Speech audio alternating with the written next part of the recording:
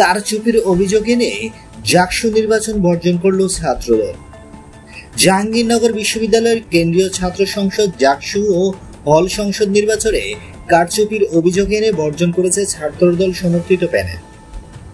তাদের অভিযোগ, শিবির সমর্থিত প্যানেলকে জেতাতে বিশ্ববিদ্যালয় প্রশাসন জামায়াতের সাথে আঁতাত করেছে। ভোট গ্রহণ শেষ হওয়ার 1 ঘন্টারও বেশি সময় আগে বৃহস্পতিবার বিকেলে 3:45টার দিকে এক সংবাদ সম্মেলনে ছাত্রদল সমর্থিত জিএস পদপ্রার্থী তানজিলা হোসাইন বৈশাখী নির্বাচন বর্জনের ঘোষণা দেন।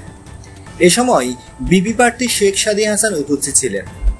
এর আগে দুপুর 12:30টায় মাওলানা ভাসানী হলে জরুরি সংবাদ সম্মেলনে ছাত্রদল সমর্থিত প্যানেলে অভিযোগ করেন, জাকসুর নির্বাচনে জামায়াতে ইসলামের কোম্পানি থেকে নেওয়া ব্যালটের মাধ্যমে ভোট গ্রহণ করা হচ্ছে এবং তাতে কারচুপির পায়তারা চলছে। বন্ধুরা, নিত্য নতুন এক্সক্লুসিভ খবরাখবর সবার আগে পেতে আমাদের ইউটিউব চ্যানেলটি সাবস্ক্রাইব করে পাশে থাকা বেল আইকনটি অন করে দেওয়ার অনুরোধ রইল।